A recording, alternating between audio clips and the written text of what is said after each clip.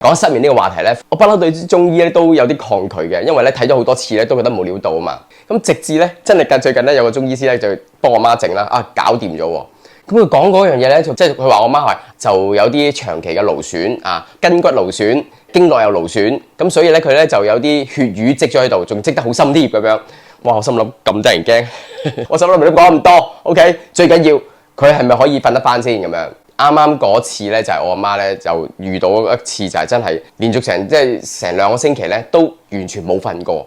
哇！佢話個頭係好痛好脹啊，越嚟越辛苦啦。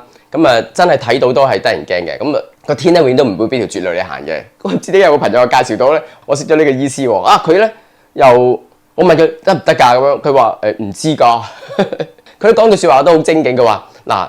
即係睇病咧，醫病呢樣嘢咧，有個醫緣呢樣嘢嘅，即係你有冇緣分，你明唔明啊？即係都係喎，我哋睇西醫都係噶嘛，夾唔夾啊嘛？中醫原來都係喎，即係你同佢嗰個醫術啊，或者係佢個醫嘅方法有冇緣分咧，好緊要嘅。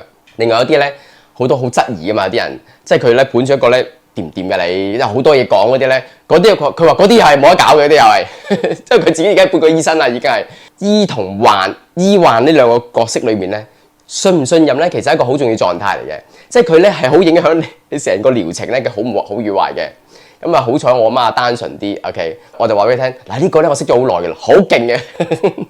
咁啊我哋帶佢去睇啦，大家估唔到咧又效果又真係唔錯喎，一劑又好喎，唔係一劑係開始好 ，OK， 因為咧佢嗰個係一個比較深層啲嘅勞損，同埋啲經絡嗰個堵塞啊、淤血啊比較重啲，咁所以咧個醫師都講咗啦，你都積咗幾十年啦，你冇理由要我幾日搞掂啊嘛，或者幾次搞掂啊嘛？咁啱，我覺得有道理嘅。